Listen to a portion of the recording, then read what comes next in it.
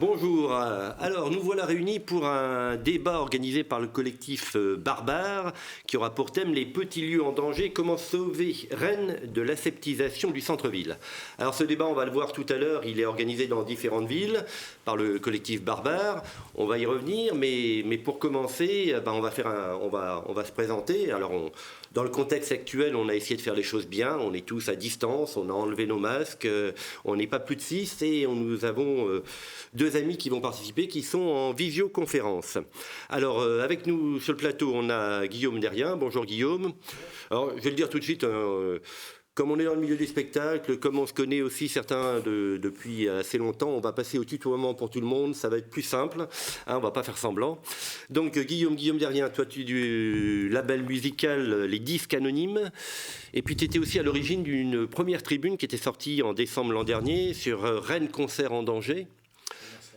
Voilà, et puis comme tout le monde ici, tu as plusieurs casquettes, tu organises aussi des festivals comme le festival Vision, c'est ça ? Ouais, Festival Vision, en Hôte-de Finistère.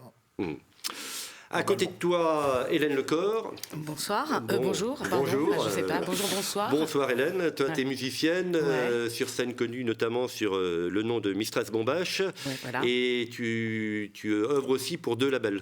Oui, enfin une organisation de concerts, on va dire, qui propose également des émissions de radio qui s'appelle Cafioul, donc avec une émission de radio tous les jeudis soirs sur Canal B qui s'appelle Kérosène. Notre radio rennaise associative. Absolument. Et puis autrement, le label Carvignou qui organise également Carvignou Records qui organise également des concerts. Alors on change, on traverse la salle. Morgane Déturmeny.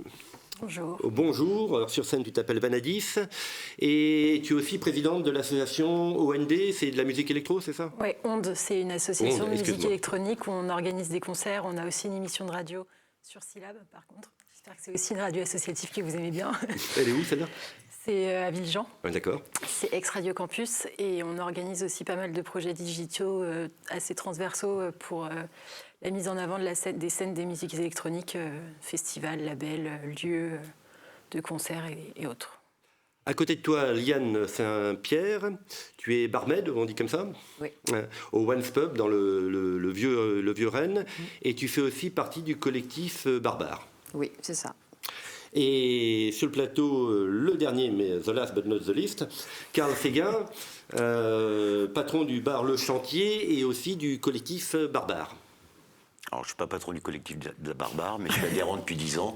Et depuis, j'attaque ma 26e année au chantier. C'est un chantier qui dure. Qui dure. Et deux autres personnes donc en visio. Philippe Le Breton, directeur artistique de Bar en Trans. Salut Philippe. Salut. Bonjour tout le monde. Et puis David Milbéo, directeur adjoint du collectif Barbare. Salut David. Salut à tout le monde. Et voilà, on a l'impression d'être dans une vraie télé, comme ça on a même le petit décalage pour être sûr qu'il est loin de nous. Et puis juste pour terminer, moi je m'appelle Gilles Cardreux, je suis journaliste et je suis juste là pour essayer de faire que le débat et qu'on puisse discuter ensemble. Alors revenons déjà à l'origine de ce débat avec toi David. Alors Barbare, le collectif, c'est 500 petits lieux, bars, cafés, culture à travers la France. Habituellement, fin novembre, vous organisiez un festival. Le festival Barbare. L'an dernier, il y avait quand même eu 700 événements dans 215 lieux et 155 000 festivaliers, donc un gros machin. Et puis cette année, Covid oblige, pas de festival, d'où ces débats, c'est bien ça ?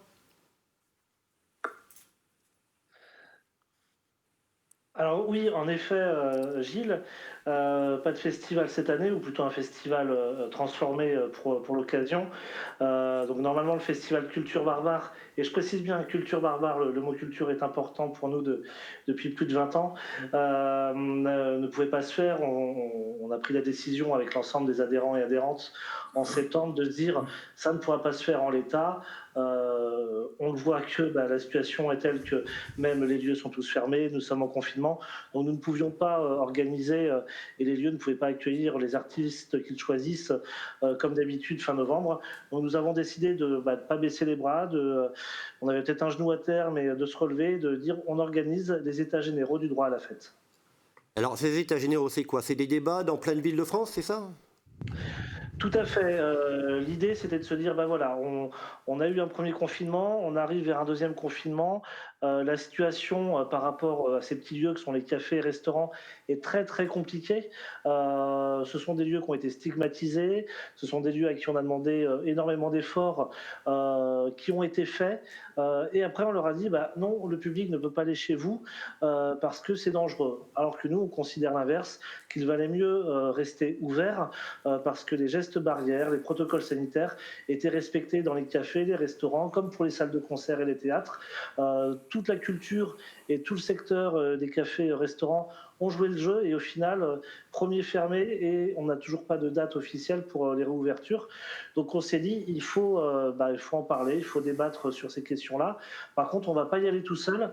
C'est pour ça qu'on a fait un appel à l'ensemble des partenaires du secteur culturel, notamment des musiques actuelles, mais aussi de la santé et de la vie nocturne, pour mettre en place des débats.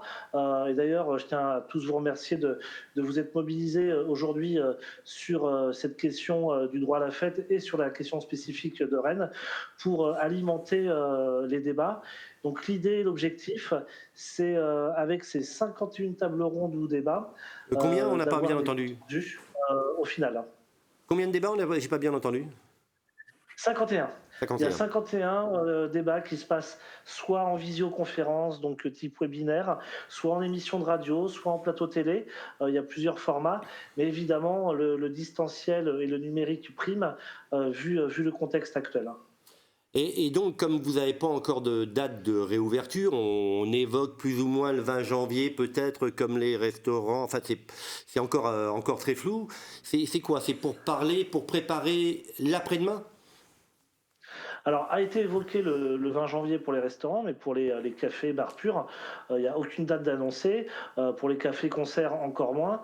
Donc, on est dans un flou total. Mais ce flou, il est symbolique de tout ce qui s'est passé. On apprend le 16 mars les fermetures au premier confinement pour le 17 mars. Donc, pour gérer du personnel, des équipes, des produits à consommer, acheter, donc économiquement et même moralement, c'est de plus en plus compliqué. Nous, on a eu énormément d'adhérents et d'adhérentes au téléphone et ça commence à craquer. Et sur le secteur culturel, c'est la même chose. Sur l'événementiel, avec les prestataires de services, c'est la même chose. Au niveau emploi, il y a de la perte. Donc l'idée, c'était vraiment de débattre, pas uniquement de se plaindre, mais vraiment d'avoir sur tous ces ateliers et débats, d'être force de proposition en direction de nos élus locaux et nationaux. Oui, parce qu'il ne s'agit pas uniquement de débattre entre soi pour se dire tout le mal ou tout le bien qu'on pense de tout ça. C'est bien un moment pour faire remonter et pour faire bouger les choses. Tout à fait, Gilles. L'idée que l'on porte, et notamment avec des personnes comme Liane et Karl sur le local, on croit vraiment en la puissance des territoires au niveau local pour apporter des solutions et des prises de décision. L'idée, c'est de poser les enjeux de ce qui se passe en ce moment, de préparer l'avenir, et nous allons écrire un livre blanc qui sera remis dès début décembre. On va être très réactif sur tous les comptes rendus et tous les bilans de ces réunions.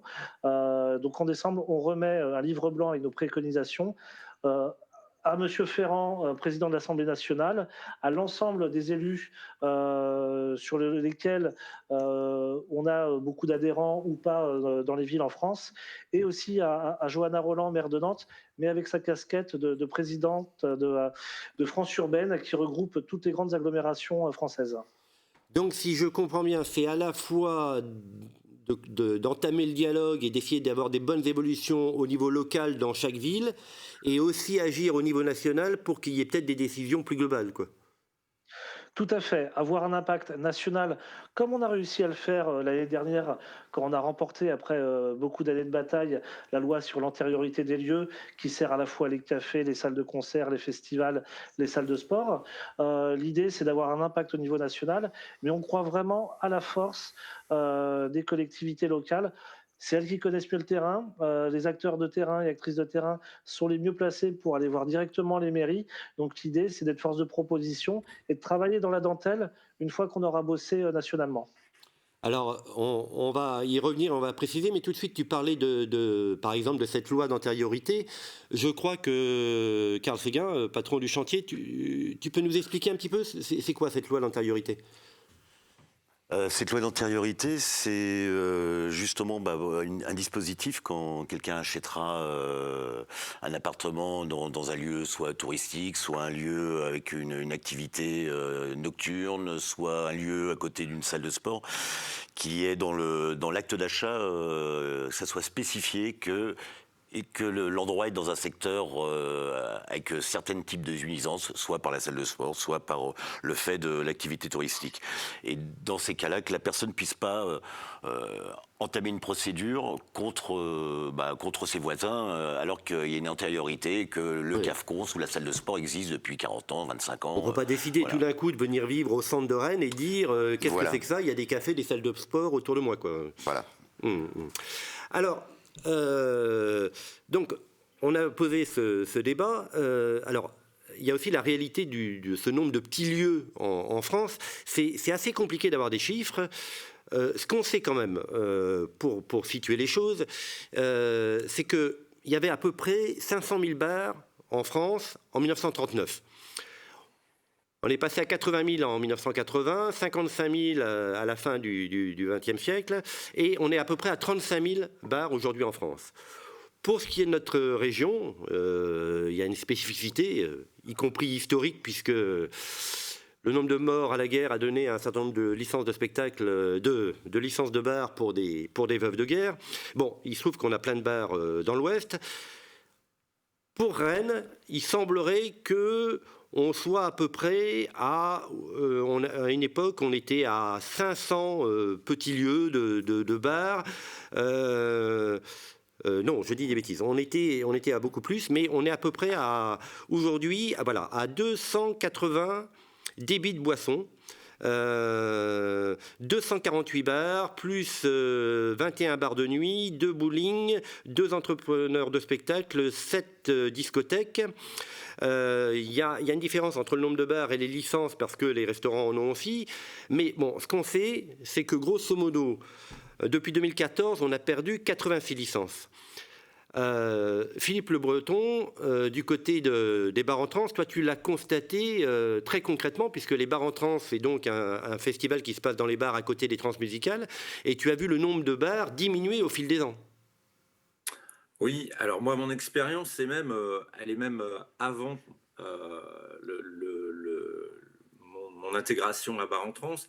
J'ai un souvenir, c'est 90, 92, l'association Bistrock Café qui organisait des concerts et qui aussi était à l'initiative de Bar en Trance, avait un petit fascicule qui sortait tous les mois. Et on avait référencé à l'époque à peu près entre 35 et 40 lieux qui faisaient des concerts. Donc voilà, et puis tout au long des années 90, ça a bien évolué, mais déjà à cette époque-là, on avait beaucoup de lieux de concert. Un vrai creuset à l'époque de la vie culturelle rennaise. Aujourd'hui, beaucoup d'associatifs, beaucoup de musiciens, beaucoup de techniciens sont issus de cette période où ils ont tous commencé à jouer dans ces bistrots. Moi, les chiffres de Bar en Trance, c'est assez simple. Alors, on est un peu dans l'archivage en ce moment sur Bar en Trance, puisqu'on n'a pas beaucoup d'activités. Et du coup, il y a 2 jours, je calculais à peu près le nombre de lieux qu'on exploitait de 94 à 96. On était plutôt aux alentours de 25 lieux, 25 à 30 lieux même. Je me rappelle d'une année. On pouvait monter jusqu'à 30 lieux. Oui, Karl voulait rajouter quelque chose, juste, Philippe, 2 secondes. Ouais, moi je me rappelle d'une année, on était 34. 34, voilà. Ouais, c'est ça, ouais, à peu près, ouais. Bon, à l'époque aussi, on comblait il y avait beaucoup de DJing, donc il n'y avait pas que des groupes qui étaient sur scène, mais en tout cas, il y avait une vraie... il y avait quand même beaucoup de lieux. Aux alentours des années 2000, 99, 2000, on est plutôt passé aux alentours de nous, sur Bar en Trance, de 17 lieux qui avaient déjà une activité de concert par an. Là, je parlais que des lieux qui ont des activités de concert, pas des lieux Bar en Trance, parce que la forme a changé, elle a évolué depuis quelques temps. Et dès 2009, entre 2009 et 2015, grosse évolution parce que les nuisances au centre-ville, une politique de plus donner de licence dans la rue de la Soif, les débuts des travaux, rue de Saint-Malo, tout ça, on n'arrivait plus qu'à une douzaine de lieux à peu près. Et puis nous, Bar en Trans, à cette même période, on a eu aussi les autorités qui ont commencé à nous dire, bah voilà, aujourd'hui vous êtes un festival, il faut faire une commission de sécurité festival. Bon, il s'avère que du coup, on a commencé à faire des plans des lieux, d'essayer de maîtriser tout ça en accueil public, et que certains lieux finalement ne pouvaient pas rentrer dans notre cadre puisque on était considérés comme des salles de concert. Vu qu'on a une licence de spectacle, de producteur de spectacle.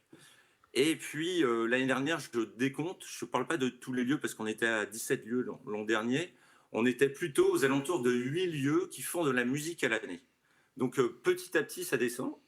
Le chiffre, il est en baisse. Et puis, on peut, en plus, ne pas travailler avec tous les lieux. Le chantier, on ne travaille plus depuis 3 ans ensemble. On aimerait bien le faire, mais c'est compliqué en termes de gestion, de production et économiquement. Chez Philippe, au bistrot de la Cité, pareil, on a un souci de jauge là-bas quand on rentre dans notre cadre légal. Donc voilà, c'est déjà, en fait, ce qu'on sent, et on a aimé l'histoire de Concert en danger qui a été proposée par Guillaume, parce que du coup, nous, on est dans cette problématique-là depuis très longtemps, en fait. Petit à petit, on est obligé de chercher d'autres lieux, on va dans des théâtres, on va dans des clubs, on évolue parce que de moins en moins de lieux, on a de moins en moins de possibilités, nous, Bar en Trans, à avoir une activité dans les lieux au vu des contraintes en général. Alors, cette baisse de lieux s'explique aussi par un contexte légal qui a beaucoup évolué. On va y revenir avec toi aussi tout à l'heure, Philippe. Mais revenons au cœur du problème, et puis pour aussi passer la parole à un certain nombre de gens qui, plus côté artistique, les concerts, les événements dans les bars, c'est un élément incontournable de l'économie de la musique et du spectacle. Qui est-ce qui veut intervenir ? Hélène ? C'est absolument essentiel.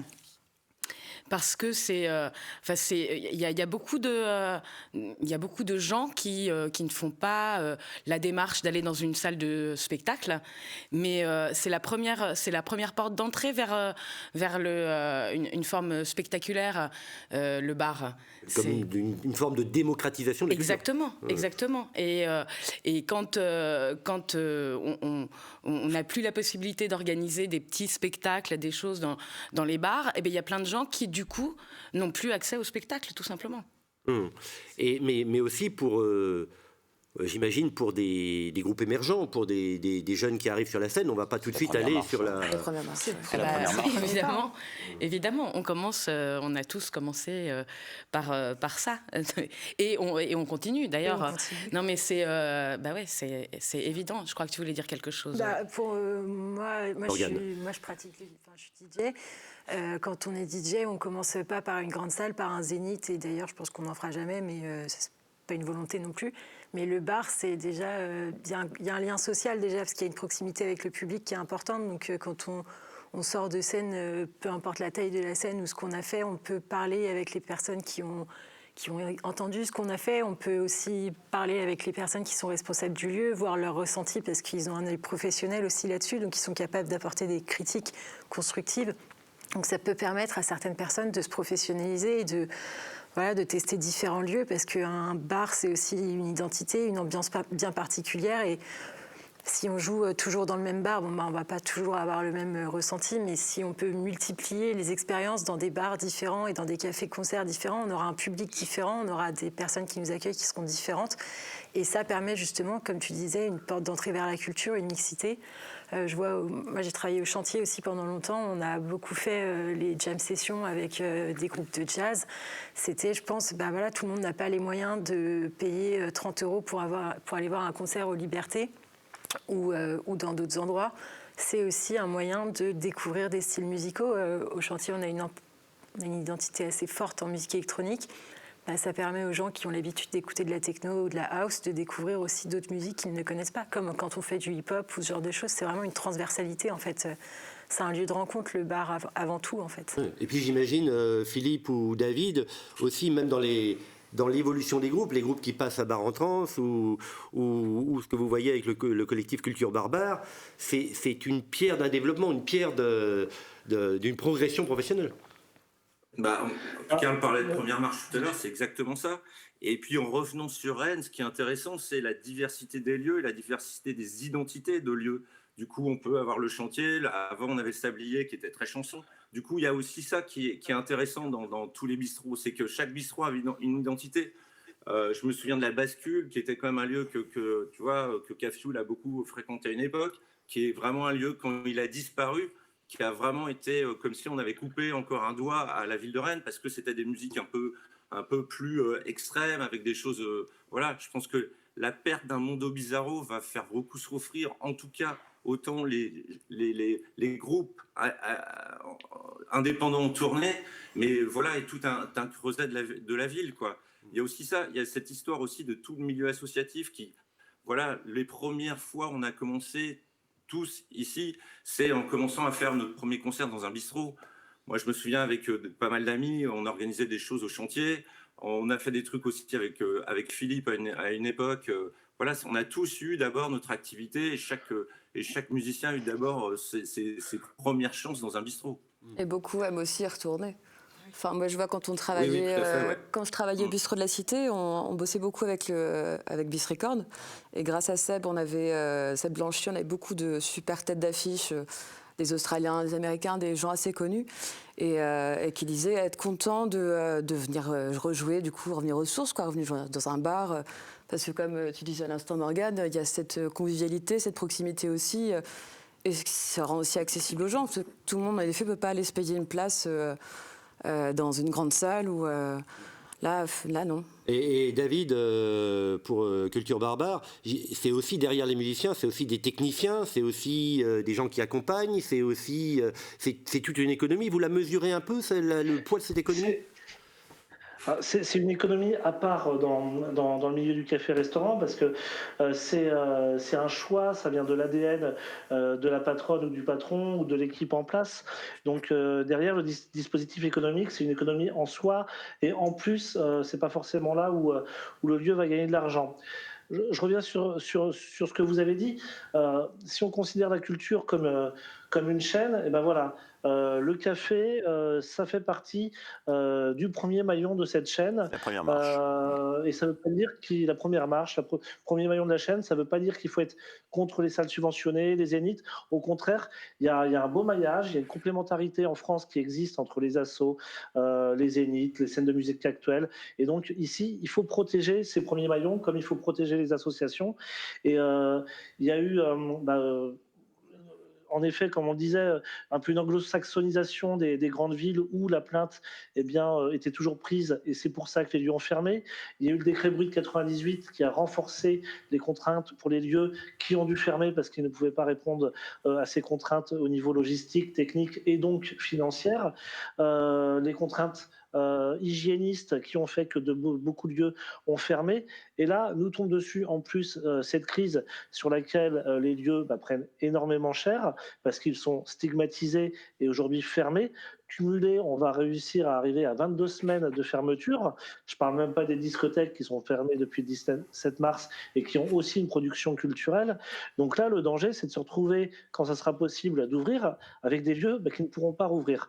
Donc il y a vraiment un regard local et national à avoir pour eux, pour les protéger, pour sauver cette première marche de diffusion culturelle et pouvoir continuer à bosser avec les associations, les artistes. Comme tu le disais, Gilles, c'est aussi des techniciens, des prestataires derrière, des gens qui font à manger. Et toutes ces personnes-là bossent localement avec les cafés. Et donc là, il y a tout un microcosme qui est en danger.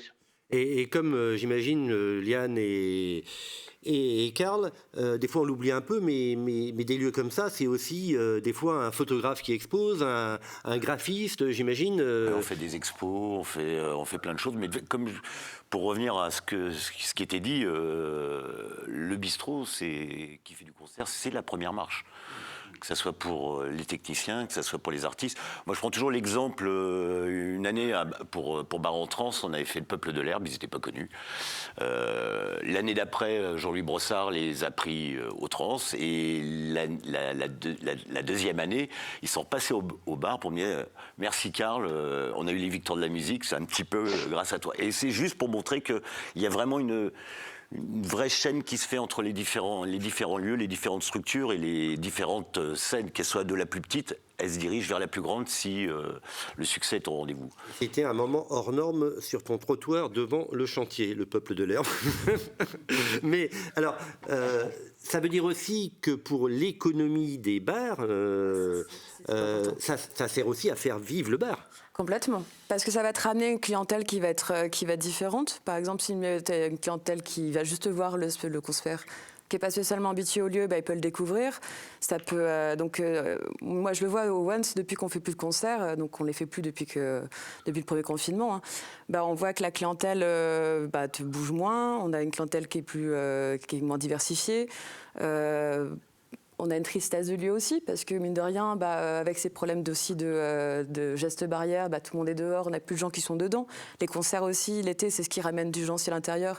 Là, on est comme des cons à l'intérieur. Ça ramène que c'est une économie quand même en moins qu'il faut compter, oui. Oui, ça peut mettre en danger. Ça peut mettre en danger un lieu aussi, oui. Et ça peut éterniser aussi une image d'un lieu, quoi, sans spectacle, sans concert, sans rien. Alors, on a parlé, David en parlait un petit peu, mais j'aimerais en revenir avec Philippe. On a parlé un peu des contraintes qui pèsent sur les bars. C'est des contraintes légales. Ouais. Alors, on ne va pas rentrer dans le détail de chaque loi, mais il y a quand même un environnement qui s'est bouché au niveau du cadre légal. Oui, du coup, et nous on a connu ça depuis les années 2000, hein, parce que on a eu le premier cadre, ça a été de payer comme si tu montais sur la scène de l'Ubu, l'artiste. Oublie de cette que nous on voulait aussi défendre de la pratique amateur. Évidemment que voilà, c'est donc tout des contraintes, David parlait des contraintes de son, les contraintes aussi de jauge, de sécurité. On a appris juste après les attentats, qui étaient quand même un peu impactants dans notre univers de la musique et nous a fortement touchés parce qu'on avait tous des amis qui étaient au Bataclan, des contraintes de sécurité qui sont arrivées. Donc on les accumule depuis les années 2000. La dernière, ça a été aussi l'incendie qui s'est passé à Rouen. Donc tous les ans, des choses un peu contraignantes. Et on en parlait un peu en off, et du coup, Guillaume en parlait tout à l'heure, aussi des périodes où c'était un peu la guerre avec l'État et la ville de Rennes. On a eu aussi Dagorn, hein, faut pas oublier ça. Hein. Sur Rennes spécifiquement, on a eu quand même une espèce de guerre civile organisée par une préfète. Alors on va le resituer pour que tout le monde. On va le resituer pour que tout le monde. Juste le resituer pour que tout le monde se souvienne. C'était en 2004. En 2004, et c'était un peu une guerre ouverte entre étudiants et forces de l'ordre tous les soirs. Et ça avait déjà donné lieu à cette époque-là à l'organisation d'états généraux de la fête pour essayer de débloquer un peu la situation, quoi. Ouais, tout à fait. Et puis nous arrive le Covid. Moi, pour parler juste de mon équipe et de notre expérience sur le Covid, on n'a jamais imaginé au départ de faire des concerts assis. Et finalement, on s'est dit, bon, il faut absolument qu'on puisse faire quelque chose au mois de décembre si on a la possibilité. Donc du coup, on a fait le dossier Formula 6 Cabaret. Voilà, c'était un peu étrange. Mais du coup, on sent que dans le futur, ces contraintes sanitaires vont nous être aussi imposées. Donc du coup, ça fait encore des surcoûts. On sait que, voilà, après les attentats, on a demandé au patron de bar de mettre un vigile à l'entrée. On a mis des régisseurs qui sont payés dans chaque lieu. Tout ça a augmenté à peu près de 10 000 euros nos coûts de production. Donc on se rend compte surtout depuis 2004-2005, qu'avec la gentrification et la fermeture de plein de lieux, les lieux un peu historiques, atypiques, ne sont pas une priorité pour les politiques à une époque. Peut-être ça le redeviendra. On s'est rendu compte qu'on avait tous les ans des contraintes qui arrivaient, voire même en 2014, donc avant les attentats. Tu te souviens qu'on avait fait avec le monsieur sécurité à l'époque de la préfecture, on faisait régulièrement des réunions, tu te souviens, Karl, où en fait le mec nous imposait des règles, genre 15 jours avant bar entrant. Mais du genre, il venait nous taper sur les doigts en disant, on sait qu'il y a des mauvais moutons, il y a des moutons noirs dans votre organisation, va falloir un peu faire attention. Donc en fait, on a toujours eu cette pression-là.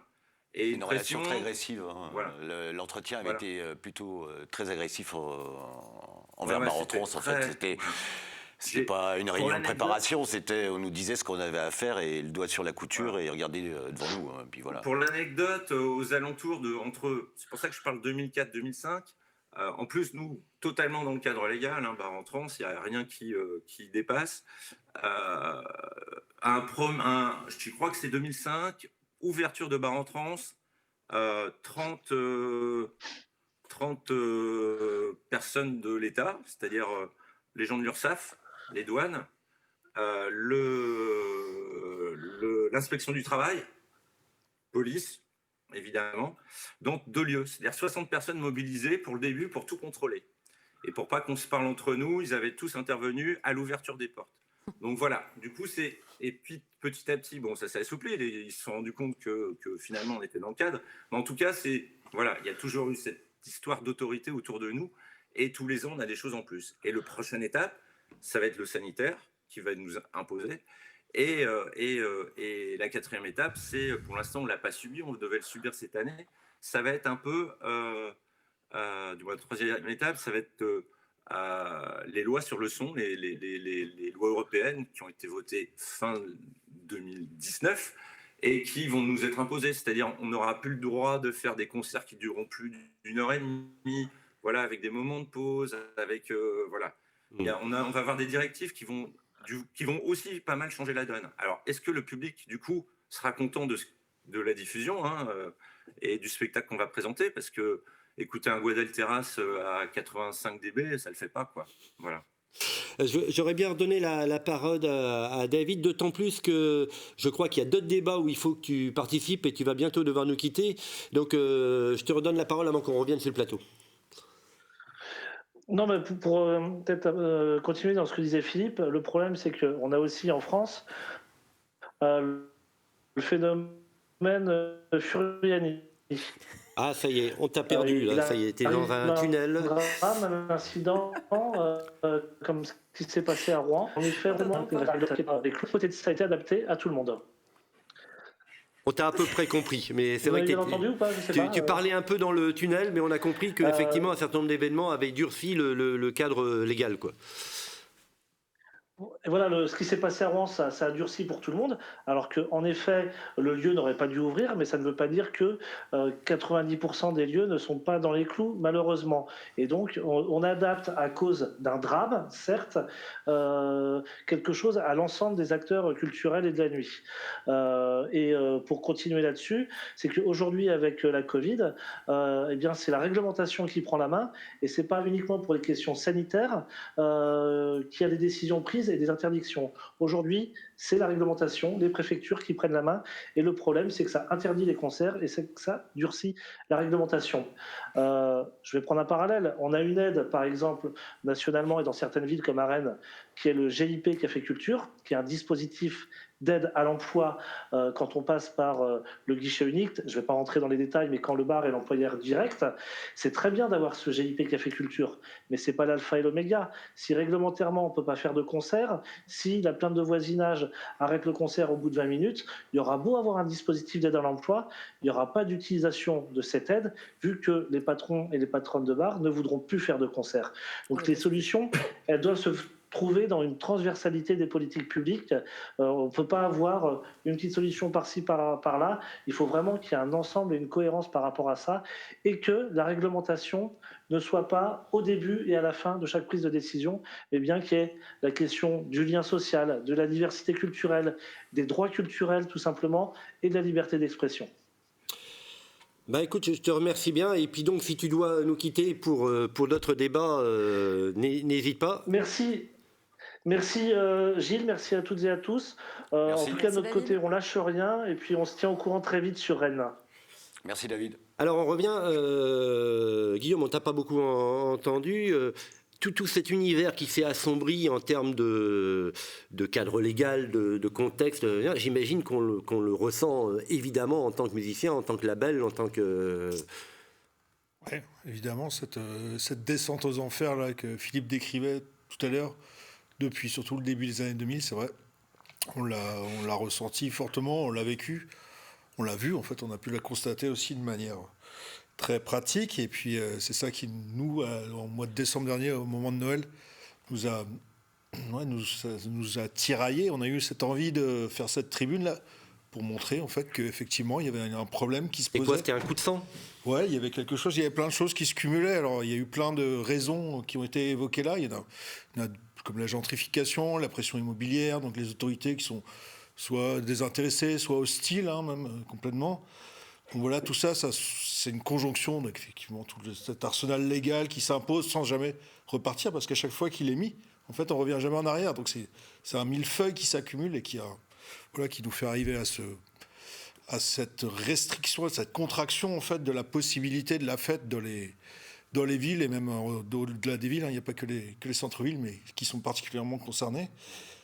Et donc, voilà. Et ça veut dire que pour des labels, pour des associations, pour des artistes, c'est plus dur de créer des événements, c'est plus dur de jouer. Alors, il y avait besoin d'avoir une coordination, parce qu'on était à Rennes, il y a une offre de concerts, de propositions d'organisation qui est plus importante, en fait, que ce qui est possible de faire. Donc on a une richesse de la ville. C'est vraiment particulièrement riche, ce Rennes de ces années de début 2020, là. Enfin, mettons début 2020, oui. Et elle ne peut pas s'exprimer complètement parce qu'il ne reste plus assez de lieux. Donc, nous, en tant qu'organisateurs, on a des espèces de forums, de groupes sur Facebook, par exemple, où on se coordonne pour ne pas se marcher sur les pieds les uns les autres, et pour ne pas organiser les mêmes concerts, le même soir, au même endroit, etc., pour se répartir, en fait, les possibilités. Donc, ouais, on est arrivé à un moment vraiment de telle contraction que c'est plus possible que tout le monde fasse ce qu'il doit faire. C'est plus dur de jouer, Morgane ? C'est plus dur de jouer, oui et non. Après, moi, je vais surtout parler là plutôt en tant qu'organisatrice parce que j'ai cette double casquette. Aujourd'hui, à Rennes, si on veut faire quelque chose entre le café-concert et une salle de 500 personnes, ça n'existe pas. On est obligé de faire un antipode ou un ubu, on est obligé de faire un gros concert avec un gros public, avec des pertes financières qui peuvent aussi être grosses pour certaines associations parce que, comme le disait Guillaume, aujourd'hui, il y a une offre qui est largement, qui est très forte en fait. Il y a beaucoup d'associations. Moi, je l'ai vu aussi au chantier quand je faisais la programmation, le nombre d'associations de musique électronique qui demandaient à venir jouer. Il y avait, je ne sais pas, peut-être 100 fois plus de demandes que ce qu'on avait de dates possibles dans l'année. C'était dur à gérer. Et en tant qu'organisateur, aujourd'hui, on n'a pas de possibilité pour jouer. Et en tant qu'artiste, c'est difficile. L'Antipode, ils ont 8 dates par an sur lesquelles ils peuvent faire des soirées de musique électronique, sur lesquelles on impute Urbaine, un festival qui a tout le mérite d'en avoir une, et le festival maintenant. Ça en enlève généralement déjà 3. Ça veut dire qu'il reste 5 dates pour peut-être 200 assos qui voudraient produire une soirée. Et encore faut-il pouvoir produire une soirée qui accueille 500 personnes en invitant des artistes qui viennent bien souvent de l'étranger. Et en fait avoir des pertes financières aussi derrière, parce que c'est des soirées qui coûtent cher. Et si on parle à un public averti et qu'on ne fait pas un plateau qui est donné tout cuit dans la bouche avec que des grands noms que tout le monde connaît, et ben c'est une ramasse en fait. Enfin, ça peut être une ramasse. Je parle pour moi, je pense que c'est valable aussi dans d'autres milieux que la musique électronique. Et donc aujourd'hui, on se retrouve à choisir entre est-ce qu'on fait une soirée dans un bar devant... si on parle de la période du Covid, peut-être 10 personnes éloignées à 1 mètre, tous les uns des autres et encore, à une salle de l'Antipode 500 personnes qui, avec la crise du Covid, peut accueillir 45 personnes. C'est quand même, on passe de 500 personnes à 45, c'est un problème aussi, quoi. Et pour ceux qui connaissent pas Rennes, il faut aussi remettre dans le contexte rapidement, mais grosso modo, dans les années 70, Rennes, c'était une ville grise où il ne se passait rien du tout. Il y avait à peu près 10 concerts par an. Et puis, à la fin des années 70, début 80, est apparu les trans, mais aussi plein d'autres. Et tout d'un coup, un bouillonnement a commencé à grossir, et c'est devenu une identité de la ville. Et un certain nombre de gens sont venus vivre à Rennes aussi parce que c'était une ville musicale. C'est une réalité, Hélène, cette vision évident. de Rennes, ville musicale ? Ah non, mais je pense que c'est évident pour un certain nombre d'entre nous qui n'avons pas forcément grandi à Rennes et qui sommes venus à Rennes dans le cadre de nos études, mais on s'est plutôt démerdé pour trouver un truc qu'on ne pouvait pas faire ailleurs qu'à Rennes, pour être sûr de venir à Rennes et puis de participer à ce bouillonnement, bien sûr. C'est évident. Et pour rebondir sur l'organisation de concerts quand on est une asso dans des bars notamment, évidemment que cette année, pour nous, Cafioul, avec cette crise du Covid, ça a juste été impossible. On n'a plus rien organisé. Et puis, si jamais on en sort, parce que c'est pas quand même pas hyper gagné, mais qu'est-ce qui va rester? Déjà, il y avait de moins en moins de lieux. Mais à l'issue de cette crise, combien de lieux vont fermer, vont devoir mettre la clé sous la porte? Et donc des endroits où on était susceptible d'organiser des trucs à un moment, est-ce qu'ils vont être là dans 6 mois, dans 1 an? C'est pas du tout certain. Donc non, la situation, elle est vraiment dramatique. Hein. Alors, on va revenir sur ces conséquences du Covid et sur la réalité, mais par exemple, Philippe, toi, avec Bar en Trans, cette image de Rennes, ça existe vraiment? Il y a une spécificité rennaise? Oui, du coup, on sent que cette ville est quand même très imprégnée de musique. Il faut voir le nombre de festivals de musique qu'il y a dans l'année, entre le Med, Mythos, le Grand Soufflet, les Trans, etc., plus les autres petits festivals, parce qu'il y en a plein, et il y a toujours cette image. Je dis pas qu'on découvre des artistes rennais tous les ans, mais quasi maintenant, quand on voit le succès de Columbine ou d'autres artistes, ou de Heur, on est revenu. Et je voulais rebondir aussi sur ce qu'on m'organisait tout à l'heure. Et Guillaume, moi j'ai senti un affaiblissement un peu de l'associatif au début des années 2000. Et par contre, depuis quelques années, un engouement hyper fort de plein de petits assos, que ça soit dans les musiques électroniques, que ça soit dans le rock. Je me souviens d'être venu à un mois d'août voir des groupes au Barrick et voir autant de jeunes qui écoutaient du garage. Je trouve ça complètement dingue. C'était qu'il y a 4-5 ans. C'est vraiment... Il y a quand même cette image, quoi. Et puis, on peut aller voir des concerts régulièrement. Alors, moins que dans les années 90, parce que les années 90, souviens-toi, Gilles, dès le lundi soir, on pouvait aller voir des concerts dans des bistrots. Il y en a un petit peu moins. Mais en tout cas, on sent toujours qu'il y a un engouement et plein de gens qui veulent organiser des choses. Et... Oui, vas-y. Pas 2 secondes, parce qu'il y a 2 choses, je pense qu'il faut bien séparer. C'est nous, on le vit, cette identité rennaise, on y participe, et c'est même une lutte. Et c'est d'ailleurs ce qu'on est en train de faire maintenant. D'un autre côté, il y a les pouvoirs publics qui le vendent comme un musée, en fait. Comme si Rennes avait cette identité-là, qui est restée coincée au début des années 80, et ils mettent ça, donc c'est leur... ils mettent ces logos-là, ces noms-là sur leur site de tourisme, comme la LGV, c'est un argument marketing pour faire venir des nouveaux habitants.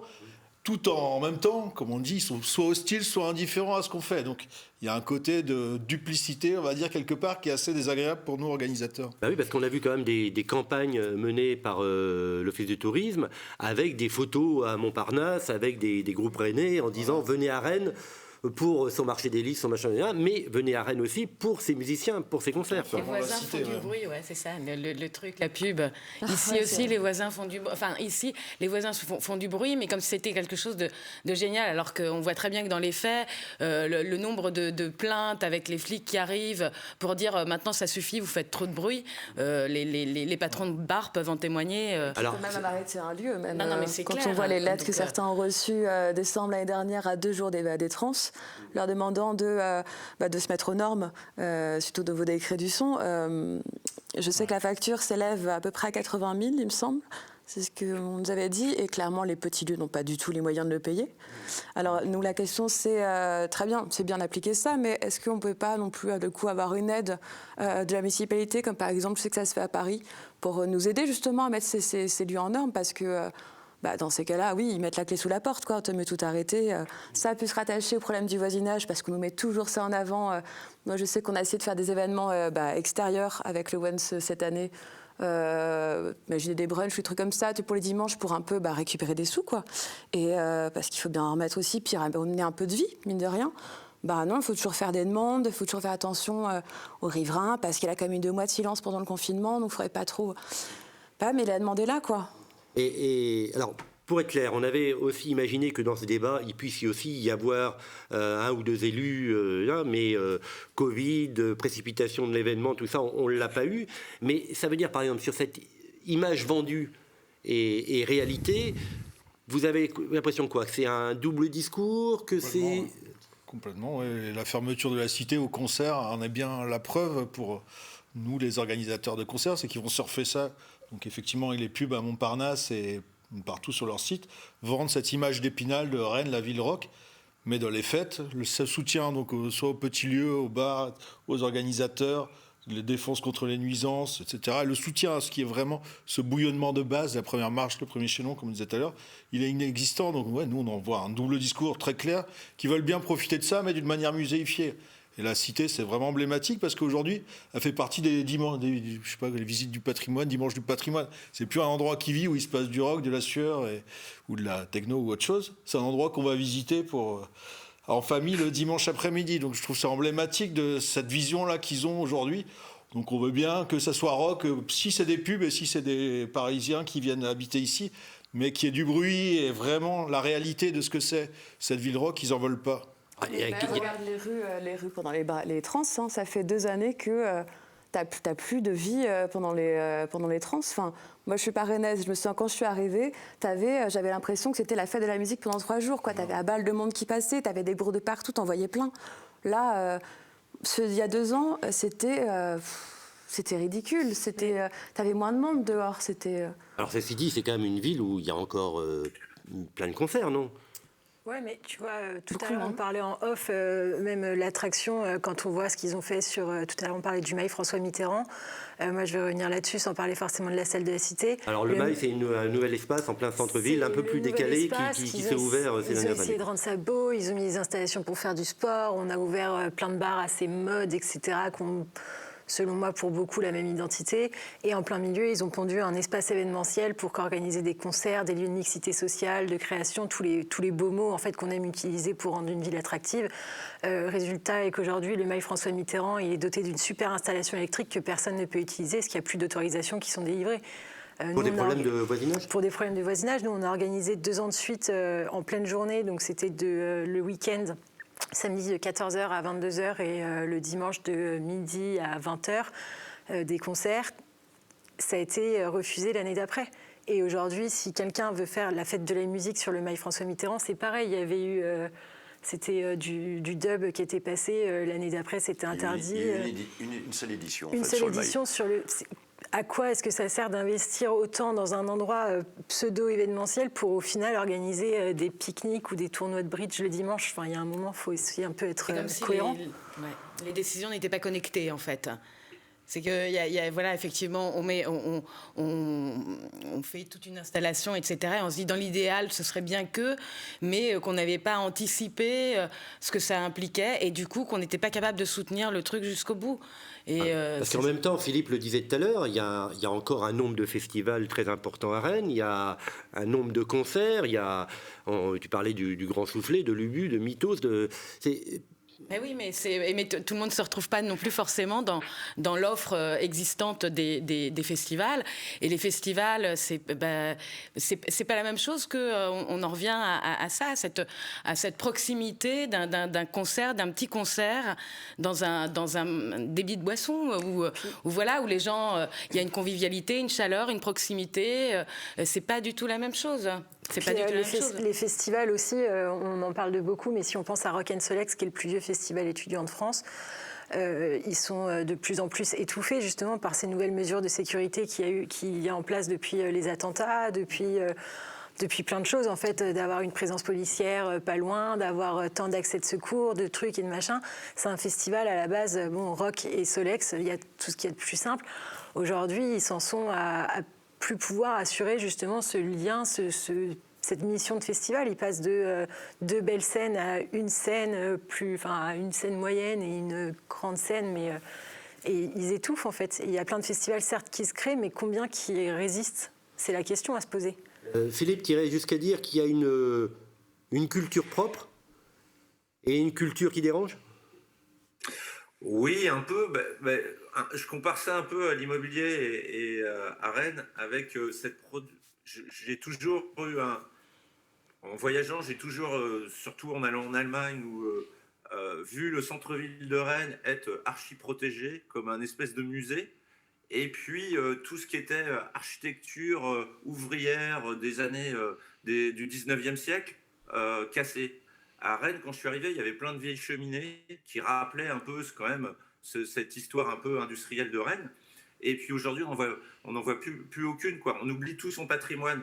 Et j'ai l'impression que pareil, dans notre culture, Donc tout ce qu'on avait acquis dans les années 80-90, on est en train de le détruire petit à petit, en l'aseptisant et en faisant, on va dire, voilà, une culture propre, comme tu dis, quelque chose de très institutionnel en fait, en oubliant que la culture vient d'abord du monde alternatif et de gens qui, voilà, du moins cette culture des musiques actuelles. Tous les premiers concerts qu'on a organisés, on disait que c'était un peu des fêtes d'étudiants, on disait pas que c'était un concert de psychobilly, quoi. Voilà. Et aujourd'hui, si on n'a pas, voilà, il y a un peu cette idée, voilà, de montrer qu'on est une ville culturelle, une ville de musique, mais malgré tout, tout ce qui est nouvelle initiative, on l'aide peu, et tout ce qui est un peu alternatif, on l'aide peu, alors que c'est là le creuset. Alors, on l'a abordé plusieurs fois par le côté, mais j'imagine que Liane et Karl, vous le vivez aussi. C'est aussi la pression immobilière. C'est aussi... Karl, je crois que quand tu es arrivé à Rennes, tu n'avais pas un centime pour monter ton bar et tu as pu le faire. Aujourd'hui, c'est quasiment plus possible. Non, c'est plus possible. Non, c'est plus possible. C'est clair. C'est vrai que moi j'ai une histoire particulière qui est ce qui est. Mais c'est vrai que il y a encore un peu plus de 20 ans, on pouvait venir un peu les poches vides. Et on avait, en montant un dossier, en s'aidant du brasseur, du banquier, on arrivait à monter un projet et puis à s'installer. Maintenant, si on n'arrive pas avec 50% d'apport, personne ne vous regarde. Mais personne ne vous regarde. Et puis les prix ont flambé, hein. On connaît bien l'attraction de l'immobilier à Rennes. Et c'est ce que je disais un peu tout à l'heure en off, le jour où les derniers indépendants vont partir, parce que bon, moi je prends mon cas, mais ça va faire plus d'un quart de siècle que je suis au chantier. J'ai mon ami du bistrot de la Cité, Philippe, qui est là-bas depuis plus d'une vingtaine d'années aussi. Bruno du Mondo, ça fait 19 ans. Et un jour, on va partir, on va passer on arrivera peut-être à couper le cordon, comme je disais tout à l'heure. Mais je vois bien que derrière, il n'y a pas réellement d'indépendants qui pourront se réinstaller ou prendre la suite. À l'heure actuelle, il y a, on va dire, une poignée d'une douzaine de sociétés ou de personnes qui jouent un peu au Monopoly, et puis qui font la pluie et le beau temps sur la ville de Rennes. Et on peut se poser la question sur les grosses places de Rennes, y compris la place Sainte-Anne, où on sait que là, il y a le groupe Le Duf qui s'installe, donc la petite librairie qui est rue Saint-Louis va devoir sauter. Pourtant, c'est un indépendant dans une autre branche, mais qui est super importante. Il y a des bruits qui courent qu'il pourrait y avoir d'autres investisseurs qui ont investi sur la place et au final, on va se retrouver avec quelque chose de très aseptisé. Et puis, nous, les indés, on va partir parce que c'est dans le sens des choses. On reste 25, 30 ans, on peut rester 40 ans dans le même endroit, mais il y a un jour où on doit s'en aller. Et il n'y aura pas de suite, je pense. Mais en quoi si un McDo ou un Le Duf s'installe, en quoi c'est gênant? C'est mieux qu'une banque avec un distributeur, non? Parce que toutes les villes vont se ressembler déjà. C'est la même chose. Enfin, c'est une banque, un McDo ou une Brioche Dorée. Pour moi, c'est aseptisé. Enfin, c'est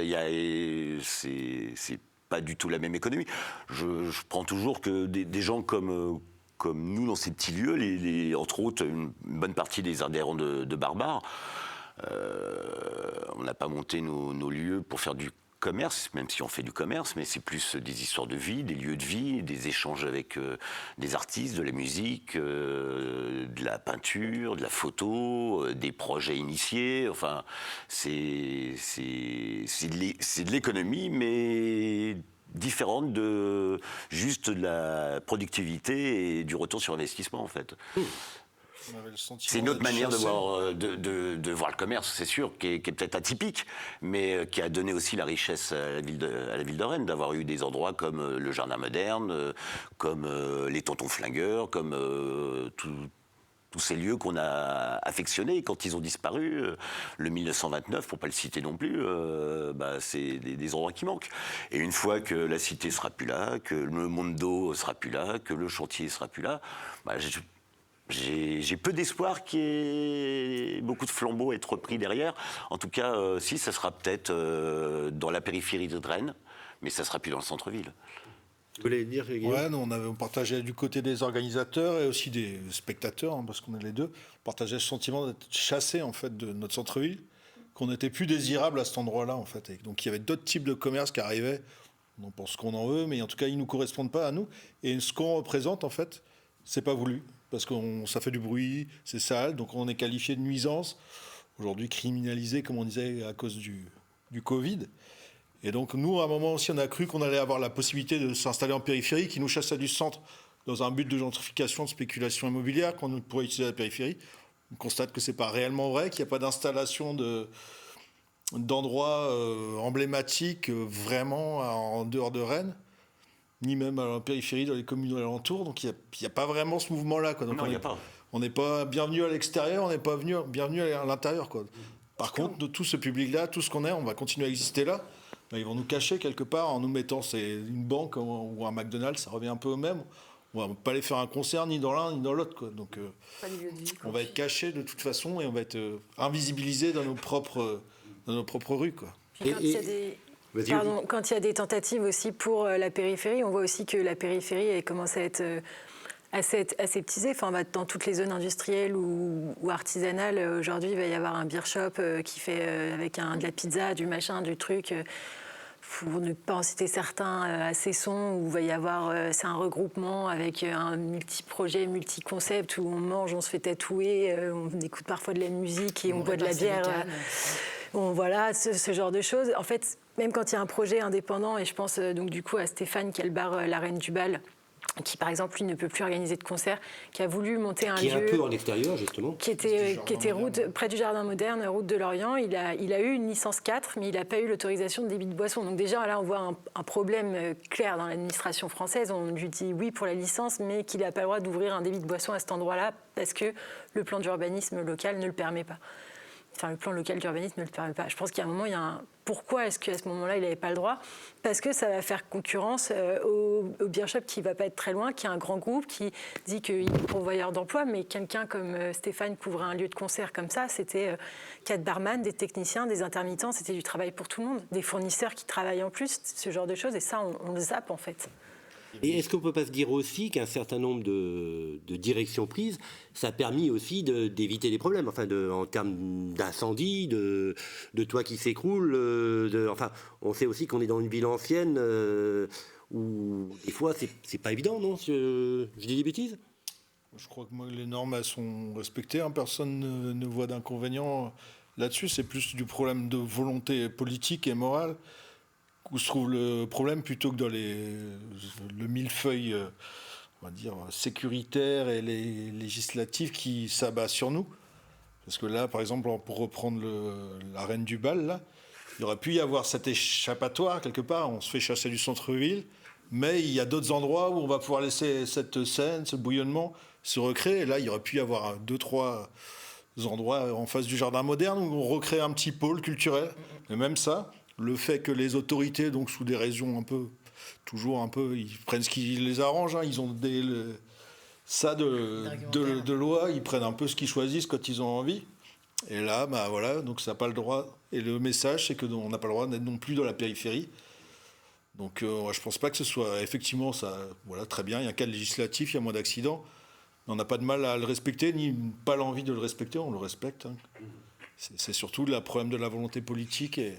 Alors, puisqu'on parle de volonté politique, on a eu des élections municipales récemment, dans un contexte un peu particulier, avec la crise sanitaire. Est-ce que déjà, alors c'est le même maire, mais c'est plus la même équipe, est-ce qu'on a vu des évolutions ? Est-ce qu'on a vu des choses bouger ? On a parlé tout à l'heure qu'il y avait le GIP pour aider les petits lieux de spectacle éventuellement à payer les cachets d'intermittence. Est-ce qu'il y a des choses qui bougent ? Est-ce que vous voyez des choses ? C'est compliqué vu que là on parle du coup de faire des concerts et notamment dans les cafés-concerts. Et le problème c'est qu'on est tous des petits lieux et que les barrières gestes, tout ça, enfin tout ce qu'on nous demande pour nous protéger protéger du Covid, nous empêche aussi de faire des concerts. Donc là, l'enveloppe GIP, nous, personnellement, on ne l'a pas utilisée pour l'instant, parce que faire un concert devant 10 personnes... Ou des concerts où les gens n'ont pas le droit de danser. Moi, ça m'est arrivé cet été où j'ai fait un concert où on m'a dit que les gens n'avaient pas le droit de danser. Donc on m'a appelé 2 jours avant pour me dire « Tu comptes jouer quoi ?» Je compte jouer ça. Ah oui, mais non, faut pas que tu joues ça parce que sinon les gens vont danser. On arrive quand même à se dire faut qu'on... Alors moi, je me suis dit s'il faut que les gens ne dansent pas, je vais mettre un micro devant une enceinte. Au moins, ils vont partir. Le problème sera réglé. Enfin, je veux dire, ce sera plus simple. Et c'est un lieu où... Bon, je vais le citer, tant pis, c'est le même. On a l'impression qu'eux sont au-dessus de toutes les lois. Enfin, je veux dire, le même cet été, les gestes... Moi, j'ai joué en juillet là-bas. Les gestes barrières, mais c'était catastrophique. Les gens se faisaient la queue pour avoir une bière avec 0 distanciation. Alors certes, les gens ne dansaient pas, mais par contre, ils étaient à 15 sur un bout de palette pour regarder une scène. Enfin, je veux dire, il y a un moment, c'est une aberration. Sur la partie extérieure du même, puisque sur la partie intérieure... La guinguette, oui. Sur la partie guinguette, parce que sur la partie intérieure, ils ont eu les mêmes contraintes, évidemment, que tous les autres lieux de spectacle. Ouais, mais il y en a plein qui n'ont pas l'espace. Moi, je vois notamment, par exemple, le Marquis de Sade. Eux, ils sont très éloignés. Ils n'ont pas de terrasse. Ils ont un petit espace. Vu que c'est un bar qui est très extérieur éloigné. Éloigné du centre. Éloigné du centre, c'est vrai que tu pourrais peut-être plus en parler parce que toi, tu as pas mal fait de concerts là-bas, mais c'est ce qui ramène aussi sa clientèle. Donc je sais pas trop comment il fait là, quoi. Comment il a fait depuis qu'on fait plus de concerts? Non, parce que il y a quand même une clientèle de quartier, c'est évident. Mais c'est pas avec 6 personnes qui viennent prendre un café, 3 demi et 5 suzes que tu fais tourner un bar avec 2 salariés. C'est pas possible. Et on reparle effectivement. Il y a également le cas de, eux notamment ont ouvert un bar sur la dalle du Colombier des Horizons. Voilà. Et l'Overlook, ils ont ouvert une semaine avant le confinement. Donc il y avait déjà cette histoire de couvre-feu, donc ils devaient fermer à 21h. Et ils sont hyper endettés, bien sûr, pour ouvrir ce bar, dont ils ont fait une déco absolument fabuleuse. Et puis là, ils sont fermés et ils n'ont pas le droit de bénéficier d'aide voilà, exactement, parce que ils n'ont pas de chiffre d'affaires de référence, bien sûr, pour ce nouveau lieu. Donc ces gens-là, il y a plusieurs personnes qui ont repris des affaires. Je pense également aux gens qui ont repris le papier timbré. Sont des gens, ils venaient juste de racheter une affaire et puis tac, et là c'est catastrophique pour tout le monde, mais pour ces gens-là c'est vraiment hyper catastrophique. On a le souci aussi avec le de jazz. Mais bien sûr, vous aussi. Pour que ce soit vraiment un bar de nuit, un bar à concert, et t'as pas envie de rouvrir pour juste être un salon de thé, quoi. Mais ce qui veut dire que la crise sanitaire, la Covid, c'est pas simplement une parenthèse où tout s'est gelé, c'est qu'il va y avoir plus de dégâts.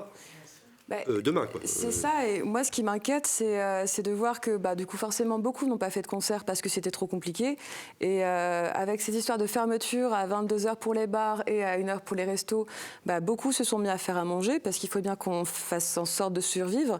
Donc il y a énormément de licences restauration, petites restaurations qui ont été données, et moi j'ai peur que, comme tu disais qu'il y a des choses qui sont réversibles, j'ai peur qu'une fois que ça soit calmé et qu'on ait le droit de refaire des concerts, il y en a plein qui en fait arrêtent et continuent plutôt dans cette petite restauration, et qu'on se retrouve avec je ne sais pas combien de bars qui font des planches ou des petits trucs. Nous-mêmes on en fait, mais combien reprendront les concerts, quoi, parce que ils auront tellement besoin de remettre un peu de sous dans leur trésorerie qu'il y en a peut-être qui vont flipper aussi de retourner au concert, parce que le Covid sera encore là.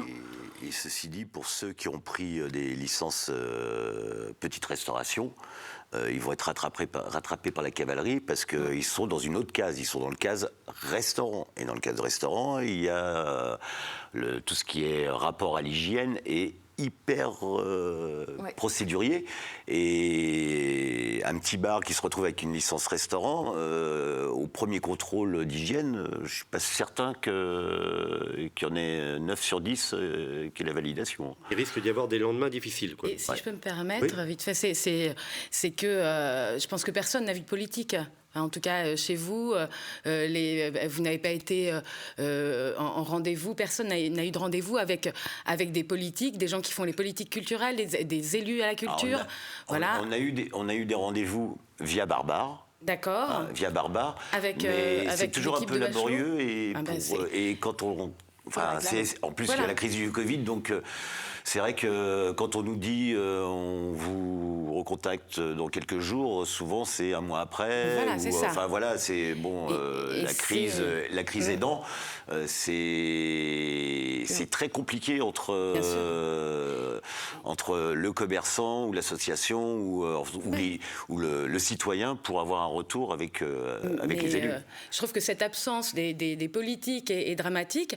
Parce que, par contre, je pense que tout le monde a eu des rendez-vous avec l'administration, que ce soit effectivement la préfecture, les services sanitaires, etc. Et donc, ça veut dire qu'en fait, la culture, c'est plus qu'une question administrative et c'est plus une question politique. Et je trouve que c'est vraiment dramatique dans cette crise du Covid. Alors justement, on y arrive tout droit, on arrive dans la dernière partie de cette discussion. Essayons quand même de ne pas tous se suicider en sortant du débat. Quelle solution pourrait... Qu'est-ce qu'il faudrait? Quel outil, quelle boîte à outils, quelle chose on pourrait avoir pour que les choses s'arrangent un petit peu, en tout cas pour ce qui est de notre ville à Rennes et de cette culture des petits lieux? Je pense qu'il faut continuer à faire ce qu'on fait déjà. Parce que le problème n'est pas prêt de changer. On voit que le Covid a aggravé ce qui était déjà existant, donc la disparition des lieux, et puis d'un autre côté le durcissement légal et moral contre nous. Donc là, on est dans un instant de lutte où on essaie déjà de sauver les meubles. Parce que peut-être effectivement, d'ici 1 an ou 2, il y aura une absence quasi totale en fait, de petits lieux indépendants pour faire de l'activité dans le centre. Donc là, des bonnes nouvelles, moi, j'aurais du mal à en tout cas, il faut vraiment qu'il y ait une vraie décision politique locale. Une discussion. Alors est-ce qu'une décision un vrai échange avec nos politiques, avec nos élus, et puis accompagner avec des structures comme Barbare, Bar en Trans, de trouver le chemin pour que Bar en Trans reparte, que le collectif Barbare et ses adhérents puissent repartir, et les politiques, faut qu'ils soient à côté de nous, en face de nous, et puis qu'on puisse avancer avec des vraies propositions. En avoir parlé, ils ont botté en touche parce qu'ils veulent pas se mêler au marché, donc le sacro-saint marché de l'immobilier, donc la concurrence libre. Il y a le droit de préemption, je vois par là, ils le laissent faire aussi. Alors moi je leur aurais proposé, ils veulent pas, je leur ai proposé aussi d'attacher des licences à un objectif culturel, c'est-à-dire d'avoir un certain nombre de licences qui pouvaient être données que pour de la culture, pas pour faire un Biergarten de plus. Voilà, il y avait plein de choses, mais bon, il y a une réception du bout des lèvres, quoi, on va dire. Yann, à demi-mot, tu parlais de commission municipale. Je crois qu'il existe quelque chose comme ça à Nantes. Ouais, c'est la commission municipale des débits de boissons. Je suis pas forcément très calée sur la question, peut-être un peu plus. Visiblement, c'est en tout cas un lieu de concertation. C'est un lieu de concertation, en fait, entre la municipalité et l'élu, en fait. Disons qu'à Nantes, ils ont vraiment une communication qui est solide et qui est vraiment claire. Nous, on l'a pas. Et avec un fil d'Ariane on l'a pas. Constant.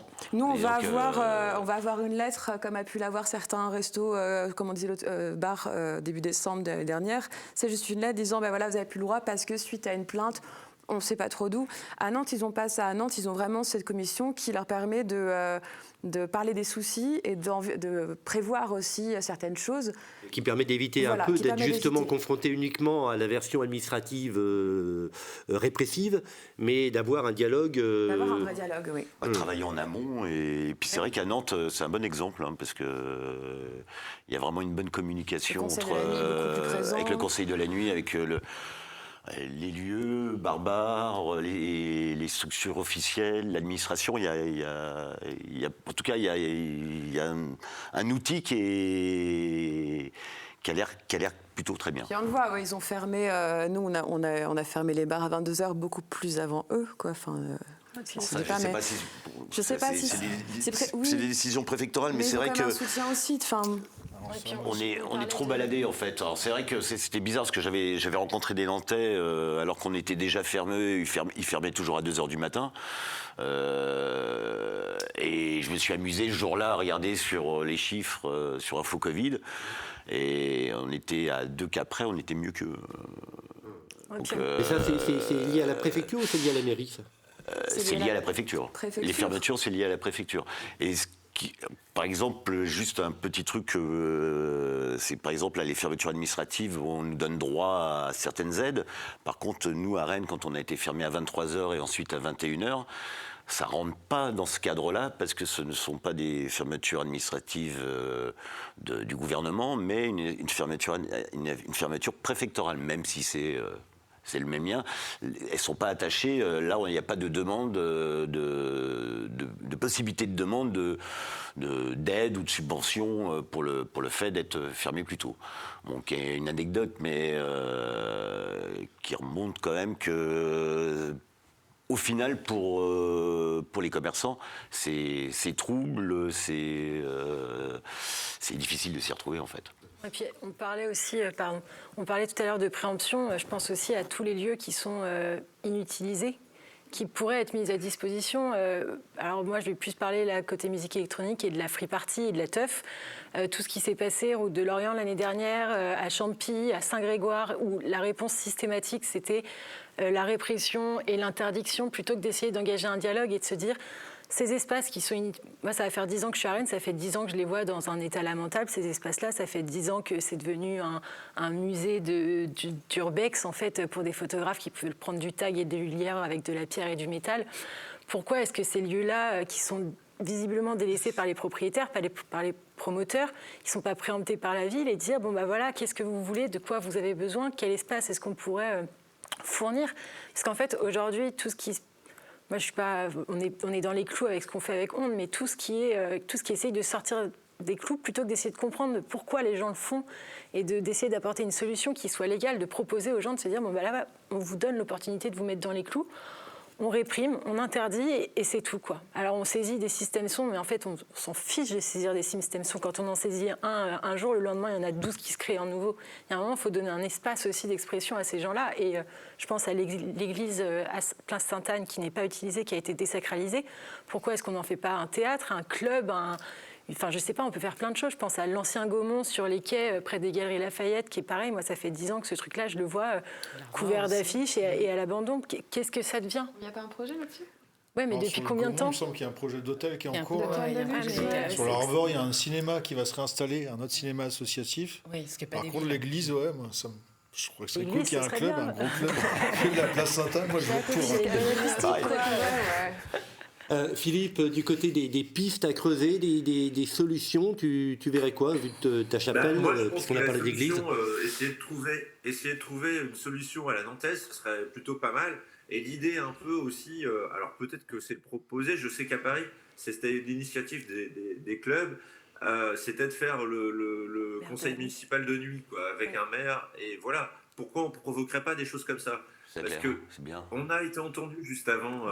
et Guillaume le sait, et Karl aussi, on a été entendu par un certain parti qui est plutôt vert, avant les élections, le Covid arrive, on nous proposait quand même pas mal de choses, malheureusement on n'a pas changé de maire, ou heureusement, je sais pas, j'en sais rien, mais en tout cas, je pense que à la sortie du Covid, on doit agir collectivement, quoi. On doit essayer de se regrouper pour imposer des choses.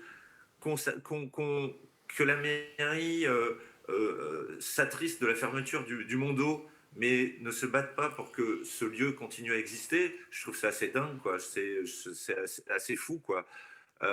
Comme tu disais, voilà, il y a un truc propre, il y a un truc sale, et puis ce qui est sale, voilà, il n'y a pas trop d'intérêt. Il y a des intérêts préélectoraux, et puis après on s'en fout, puis là le Covid est arrivé, et puis les élections étaient retardées, il y a eu plein de choses. On avait un petit peu d'espoir, et là on est un peu dans le... Donc à nous d'agir, en sortant du Covid, à nous de faire des choses.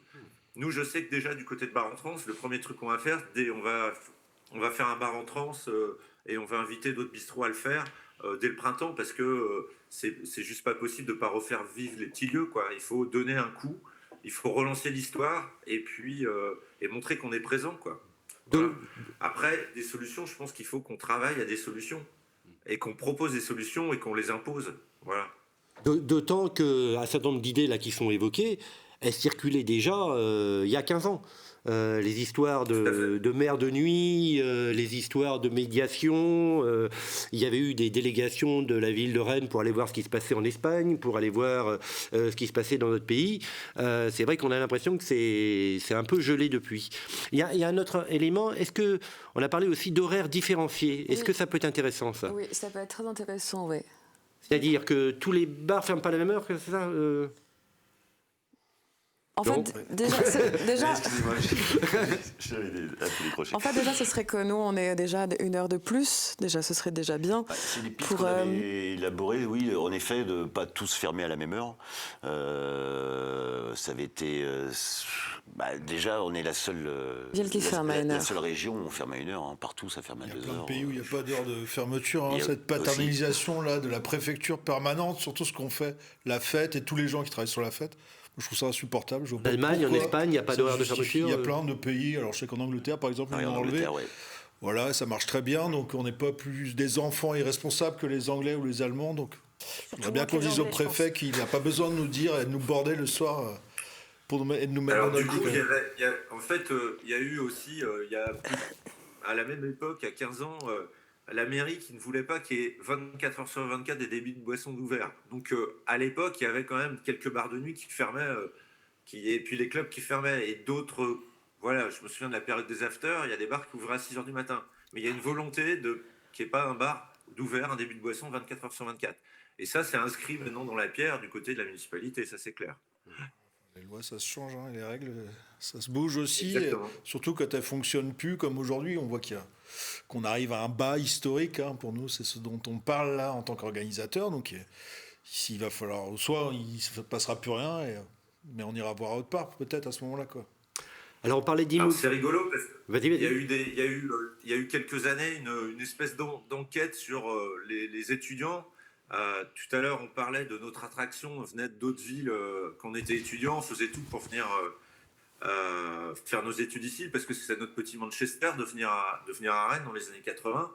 Et en fait, il y a une dizaine d'années, en fait, l'étudiant rennais, il se retrouve plus en tant que rennais. Donc, il fait 2-3 ans d'études et il se barre. Donc, ça veut dire qu'il y a vraiment quelque chose qui a changé, quoi. On n'a plus ce côté identité. Voilà, on est tous restés vivre à Rennes, faire des choses à Rennes, avoir la volonté soit de travailler dans la musique, mais en tout cas d'être actif rennais, quoi. Et ça peut être un peu perdu aussi, alors qu'ils essayent de vendre cette image. Tout à l'heure, on parlait d'immobilier, on parlait d'investissement. Est-ce que là aussi, il y a j'imagine que des villes ont inventé des choses pour aider à sauver des petits commerces ou des petits lieux, ou aider aux travaux d'isolation. On parlait du cadre légal pour le son. C'est des choses qui existent ailleurs, vous savez Oui, à Paris. À Paris, ils ont des aides pour justement investir pour les lieux, justement.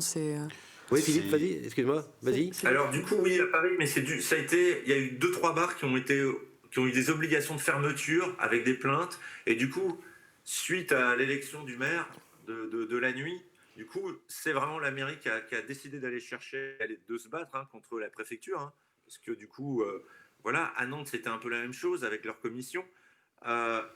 En plus, on sait qu'il y a des aides de la part des organismes professionnels, type ADAMI, CNM, pour la construction de lieux et de mise aux normes. Donc en plus, si on avait quelqu'un à la mairie ou quelqu'un qui pouvait être le coordinateur de tout ça, il s'avère qu'on a des aides possibles. Donc autant sur le son que voilà. Sauf que du coup, il n'y a pas d'initiative de Ville de Rennes de l'organiser. Alors qu'il y a des choses possibles, hein. Il y a des financements possibles, avec des prêts à taux zéro, etc. Il y a plein de choses possibles. Karl, tu voulais intervenir tout de suite sur cette notion d'aide à l'investissement ? Ça avait été évoqué aussi dans ce que disait tout à l'heure Philippe, dans la liste, pour ne pas les citer chez les Verts, justement, de prendre ce chemin-là, d'aider certains locaux, certains lieux pour justement pouvoir participer à l'investissement de l'insonorisation du lieu. Mais bon, je ne sais pas si la nouvelle mairie va prendre la chose à bras-le-corps. Ça m'étonne un peu, mais ça m'étonnerait fort. Mais bon, on verra quand on va les rencontrer dans quelques jours. Ce qui se passe au niveau du renouvellement, puisque comme on disait, il y a quelques bars historiques qui vont disparaître dans les prochaines années, ou peut-être après, on espère. Mais c'est que le renouvellement, rien que par les tarifs qui sont pratiqués dans l'immobilier, il est plus possible une aventure indépendante comme ça. Et là, la mairie ou les autorités publiques en général disent on ne va pas rentrer dans le jeu du marché, donc on laisse le marché se réguler lui-même, sauf que ça ne va pas être possible en fait. Il n'y aura juste pas de renouvellement parce que personne ne peut mettre ces tarifs-là dans un primo-achat d'un fonds de commerce ou d'un bar. Certain aussi. Donc là, il va falloir à un moment qu'ils mettent les mains dans le cambouis. Et oui, le marché n'a pas raison sur tout. C'est un projet de société. Tort. Donc là, voilà, c'est une. Comment dire que si le capitalisme n'est pas maîtrisé, ça ne s'arrange pas tout seul. Moi, j'aurais dit détruit personnellement, mais voilà, chacun ses termes. Mais en tout cas, il va falloir, si on ne veut pas la disparition complète de l'indépendance au niveau des bistrots et du renouvellement, c'est ça qu'il va falloir faire, parce que sinon on n'aura que des chaînes ou une standardisation type Biergarten qui se passe un peu partout à Rennes ces temps-ci. Même des commerces tout court, hein, comme on disait pour la librairie à Place Sainte-Anne. Oui, c'est un mouvement global. Hein, mais même pour les vêtements, pour tout. Hein. Pour les vêtements, pour tout. Un magasin indépendant dans le centre-ville de Rennes, c'est des beaux centres commerciaux là, avec des grandes enseignes, et puis c'est tout, quoi. Alors, comme on arrive à la fin de cette discussion, est-ce qu'on a oublié de dire une chose essentielle, indispensable, un truc... forcément, on n'est pas complet, hein, même si on a déjà été un peu long, mais une idée importante? Réappuyer sur l'aide pour les petits lieux pour se mettre aux normes. Je trouverais que ce serait important. L'aide au financement. L'aide au financement, oui, pour justement permettre à ces lieux de se mettre aux normes et de continuer leur activité. Et pourquoi pas être plus souple aussi sur les activités, enfin les événements culturels extérieurs. Ça serait être un peu plus indulgent sur les plaintes des voisinages, ça peut être agréable. Et pourquoi pas aussi réimaginer en effet l'ouverture de la maison du peuple. Avec, pourquoi pas, imaginer des soirées où on fait des sortes de partenariats avec des associations et des bars qui, je sais pas, tiens, ce soir, c'est la soirée du chantier qui s'est associée avec tel asso et c'est le chantier qui va du coup proposer, je sais pas, ses fûts de bière et sa sélection. Et tout est possible, en fait, mais par contre, il va falloir se bouger, ouais. Une discussion surtout. Enfin, une discussion, il faut parler, ouais. C'est surtout que derrière tout ça, il y a nos problèmes de commerçants quand t'es commerçant, mais... c'est tout le monde qui a derrière. En fait, c'est surtout ce qu'on défend, en tout cas nous les indépendants, en tout cas de Barbare, c'est toute la scène musicale autour, parce que on en reparlait tout à l'heure, c'est la première marche. Et s'il n'y a pas cette première marche, ça va être dur en tant que jeune artiste, d'arriver direct à l'Ubu ou direct à l'Antipode ou sur un Zénith. Enfin, hormis le fait, le problème économique du lieu, c'est surtout ce que ça en découle derrière toute la perte, toute la richesse, toute cette perte de richesse culturelle, de musique, d'échange, de création qui va se perdre tout bonnement, parce que en effet, une fois que les quelques indépendants qui sont là depuis longtemps vont partir, m'attriste, j'en suis vraiment inquiet en fait. Et puis, et puis je pense que ce serait bien qu'on ne nous reserve pas à nouveau des assises pour la culture à l'issue de cette pandémie de Covid, parce que c'est toujours la réponse qu'on apporte et bon, visiblement, il n'y a pas grand-chose qui bouge. Et puis, voilà. Donc, faut pas qu'on nous brandisse à nouveau... À noyer le poisson, quoi. Voilà. Ce serait sympa. Mais moi, je remarque un truc, je me souviens des états généraux de la fête, suite à ce qu'on a évoqué tout à l'heure avec la période de notre préfète Malgorn. On avait fait les états généraux de la fête, ça a duré 1 an, et j'ai l'impression que rien n'a bougé en fait. J'ai l'impression d'être au même endroit, que rien n'a bougé, ça a juste empiré en fait. Parce qu'avec les différentes crises qui sont venues derrière, j'ai l'impression qu'on a fait plutôt marche arrière et qu'on est en train d'essayer de refaire un peu la même chose, mais il faut qu'on trouve vraiment des solutions, parce que sinon on va aller droit dans le mur, en tout cas au point de vue de la culture. Hein. Ça me semble une bonne façon de conclure, en souhaitant que cette fois ça ne serve pas à rien, qu'on fasse remonter toutes les idées, que ça fasse avancer, qu'on progresse, et puis qu'on se retrouve rapidement dans des lieux de concerts, de spectacles, où on est côte à côte en train de profiter du moment ensemble pour boire des coups et écouter de la musique. Merci à tous. Merci. Merci. Merci.